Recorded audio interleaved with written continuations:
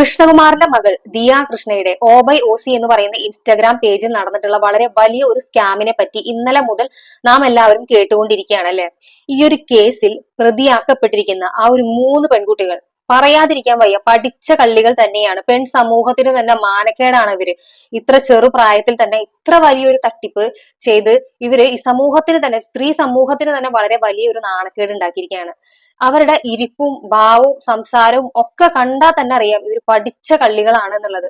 ദിയയുടെ അവസ്ഥ മുതലാക്കിക്കൊണ്ട്, നമുക്കറിയാം ദിയ ഗർഭിണിയാണ് അല്ലെ, പൂർണ്ണ ഗർഭിണിയായിട്ടിരിക്കുന്ന ഈ ഒരു സമയത്താണ് ആ കുട്ടിക്ക് ഇങ്ങനെ ഒരു അവസ്ഥ വന്നത്. വളരെയധികം സങ്കടകരമായ ഒരു കാര്യം തന്നെയാണ് ഈ ഒരു അവസ്ഥയിൽ ഇത്രത്തോളം ഒരു മാനസിക പീഡനം അനുഭവിക്കേണ്ടി വരിക എന്ന് പറയുന്നത്. നാം എല്ലാവരും അമ്മമാരായിട്ട് കടന്നു വന്നിട്ടുള്ള ആ സാഹചര്യങ്ങളൊക്കെ അനുഭവിച്ചിട്ടുള്ളവരായതുകൊണ്ട് തന്നെ ശാരീരികമായും മാനസികമായും ഇത്തരത്തിൽ പ്രശ്നങ്ങൾ വരുമ്പോൾ അത് ആ കുഞ്ഞിനെ എത്രത്തോളം ബാധിക്കും എന്നുള്ളത് നമുക്ക് ഊഹിക്കാവുന്ന കാര്യം തന്നെയാണ് അല്ലെ.